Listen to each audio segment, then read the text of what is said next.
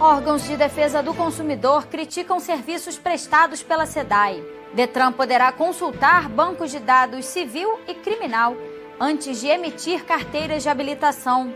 E Departamento de Cultura quer aumentar o número de visitantes nos equipamentos culturais do centro do Rio. O Jornal da Alerj começa agora.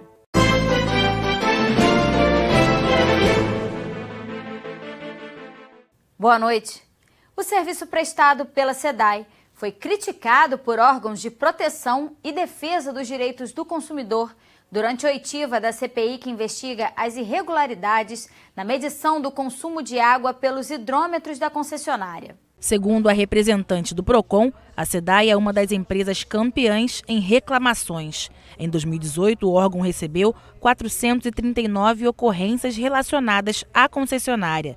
Até o dia 21 de maio desse ano, já foram 467. Entre os principais problemas estão a cobrança indevida ou abusiva, a indisponibilidade do serviço e a paralisação constante do abastecimento de água. 22 processos estão em execução na área jurídica do Procon, no valor de 12 milhões de reais.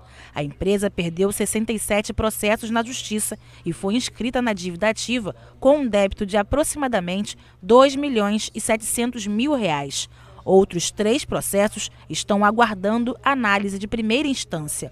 Para Soraya Duarte, a má prestação de serviço é o maior problema da SEDAI. Ela deixa o consumidor sem serviço, ela não dá a informação adequada. São contas com valores que o cedor não consegue entender por que ele consumiu daquela forma.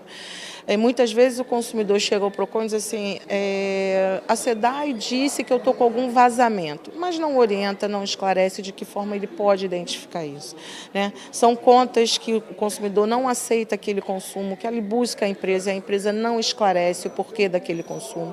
Muitas vezes não mandam um técnico até o local, eles sempre alegam que o técnico não pode entrar. O atendimento da SEDAI é somente do portão para fora. Eu até concordo, mas como orientar o consumidor para que ele possa solucionar essa questão? Na Defensoria Pública também existe um grande número de processos contra a SEDAI. São 5.248 processos nos juizados especiais e aproximadamente a mesma quantidade nas varas cíveis. Entre as principais reclamações estão a cobrança por serviços não prestados de esgoto e o não respeito à tarifa social. A tarifa mínima em condomínios de baixa renda também é questionada nessas ações. Segundo a defensora Cíntia Guedes, uma legislação tratando sobre esses temas poderia ajudar a diminuir o número de processos. Nós sugerimos aqui que a questão da tarifa do esgoto pode ser regulamentada, porque hoje a SEDAI cobra a tarifa integral do esgoto de todo mundo, mesmo que ela não preste integralmente o serviço do esgoto. A Assembleia pode regulamentar isso, regulamentando a cobrança proporcional àquilo que é prestado. A questão da tarifa social, que é um decreto bem antigo, de 99, talvez a Assembleia possa regulamentar melhor isso, ampliar a tarifa social para as comunidades que precisam. Acho que é um campo grande para isso. O presidente da CPI, deputado Jorge Felipe Neto, disse que a comissão vai aprofundar o debate sobre a construção de uma lei sugerida pela Defensoria Pública. Para a gente regulamentar o termo de ocorrência de irregularidade, regulamentar a colocação dos hidrômetros, da hidrometração, principalmente nas áreas onde tem a tarifa social de água, né, a individualização, como é que a gente pode fazer para diminuir os conflitos que são decorrentes dessas medições, que, por exemplo, você tem um prédio com hidrômetro único, né? Quais são as regras para que cada unidade seja cobrada pelo seu consumo, as dívidas com relação aos condomínios, sobretudo Minha Casa Minha Vida, por aí vai. E a cobrança de esgoto, né, que não é feita proporcional ao seu tratamento. Nesta quinta-feira foi instalada na Alerj a CPI da distribuição de gás, que vai ser presidida pelo deputado Max Lemos. O objetivo é mapear a distribuição de gás no estado e entender, por exemplo, por que o cidadão fluminense paga tão caro por um recurso que é, em sua maioria, produzido no Rio de Janeiro. Entender, principalmente, algumas decisões que a SEG Rio, que hoje a Naturgy toma, por que está concentrado numa ou duas empresas só a revisão dos domicílios, por que demora tanto? O serviço é muito ruim, de atendimento à população, entender por que algumas regiões são beneficiadas com GNV para os veículos e outras não, por que não foram investidos o que foi tratado no contrato original. Houve alteração nos contratos, por que houve alteração? Enfim, entender todo esse procedimento, porque quem vai ganhar com isso é o cidadão comum que consome o gás, principalmente, o cidadão comum. E também as empresas que dependem de uma tarifa menor, de um serviço menor, de novas redes, para poder colocar as indústrias e desenvolver o Rio de Janeiro. O Detran pode passar a consultar banco de dados de identificação civil e criminal antes de renovar ou conceder as carteiras de habilitação. O projeto das deputadas Lucinha e Marta Rocha foi aprovado pelo plenário. Acompanhe as votações com Fernanda Nogueira. Na sessão plenária desta quinta-feira, os parlamentares aprovaram o projeto da ex-deputada Rosângela Gomes, que cria um programa itinerante de divulgação do Centro de Tradições Nordestinas no estado.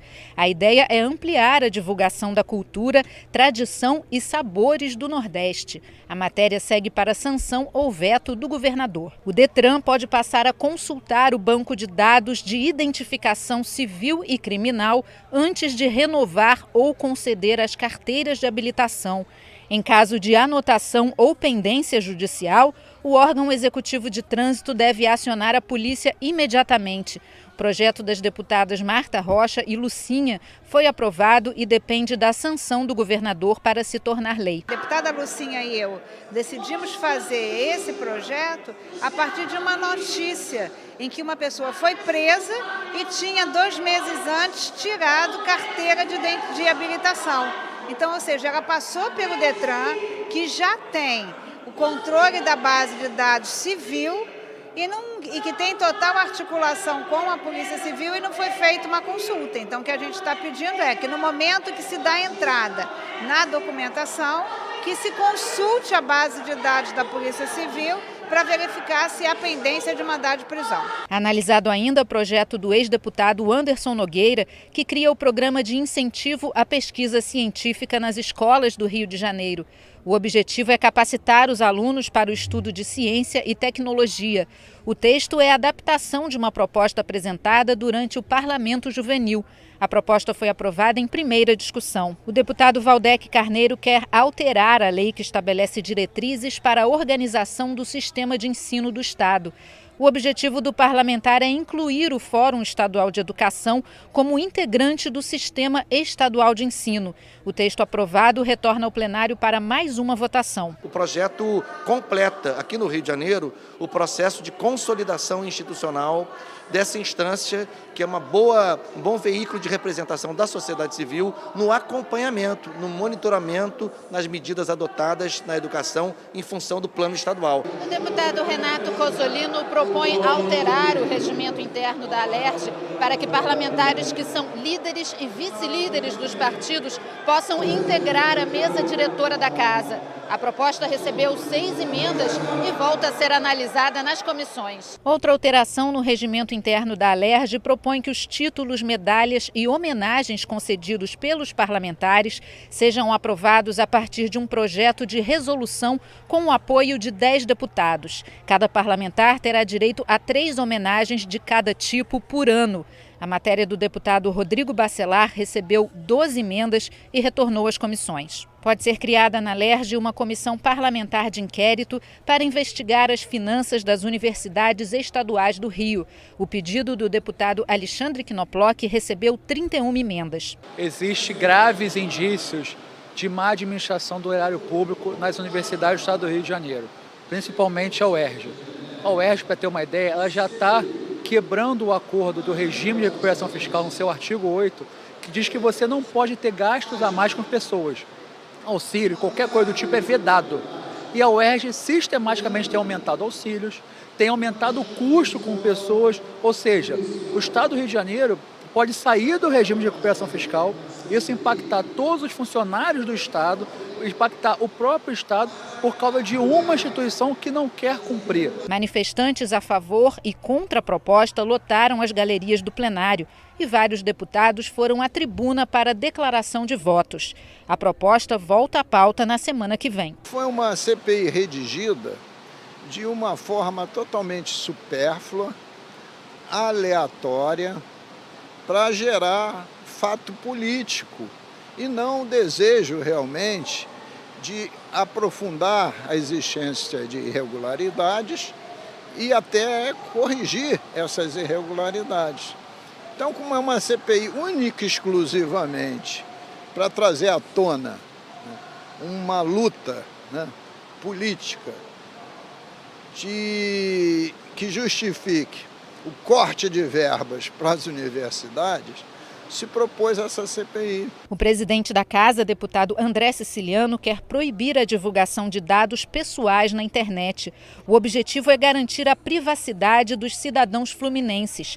A reprodução dessas informações só será permitida após autorização individual. A proposta foi aprovada e retorna à pauta para mais uma discussão. E o Estado pode ter um sistema de identificação de veículos em movimento. A ideia é obter dados para investigações criminais. O sistema deve ser administrado pela Polícia Civil. O projeto da deputada Marta Rocha foi aprovado em primeira discussão. Aumentar o número de visitantes nos equipamentos culturais do centro do Rio, principalmente aos finais de semana, é um dos objetivos do Departamento de Cultura da Alerj.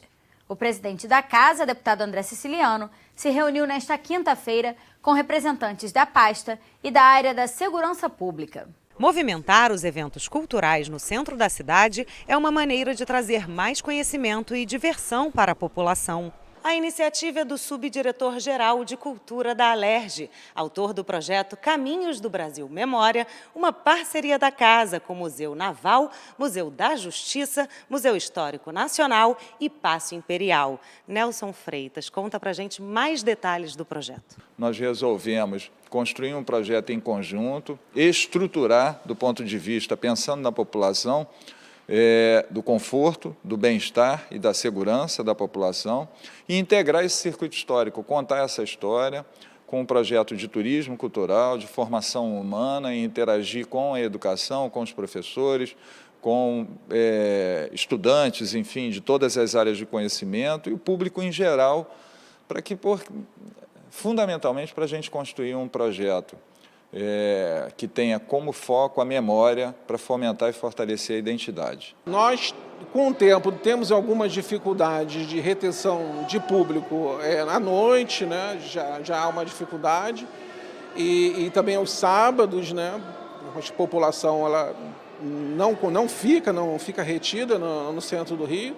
Então é muito importante que os museus do entorno se unam, e essa iniciativa da Alerj foi muito importante para construir esse projeto, porque soma forças exatamente para reter e captar esse público tão importante para a economia do nosso estado também. Segurança, mobilidade urbana, iluminação nas ruas e conforto também foram temas abordados no encontro como eixos fundamentais para o fomento à produção cultural no centro do Rio. Esse projeto vai justamente formar um público novo, um público que não está acostumado, que não vem ao centro da cidade no fim de semana, e aos poucos nós vamos conseguir um pleno atendimento a esses nossos equipamentos culturais, esses museus aqui do centro, que vão constituir um grupo, todo um conjunto e vão oferecer atividades, mas nós vamos trabalhar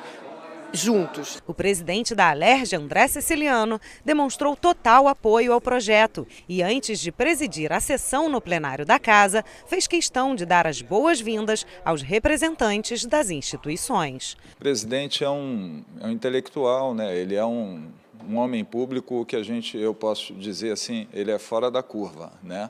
O André completamente, o André Siciliano, deputado, ele é completamente apaixonado pela cultura brasileira, é completamente apaixonado por arte, amante da música brasileira, do cancioneiro popular, conhece poesia. Esse é um projeto que a gente busca dar a esse projeto, na verdade, o modo que ele pensa de fazer gestão, ou seja, é elevar a instituição a um patamar de alto nível de valores, ideias ideais, mas com uma missão específica, né?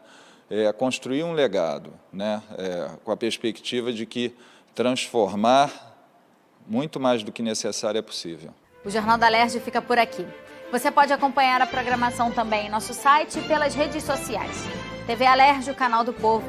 Uma boa noite para você e até a próxima semana.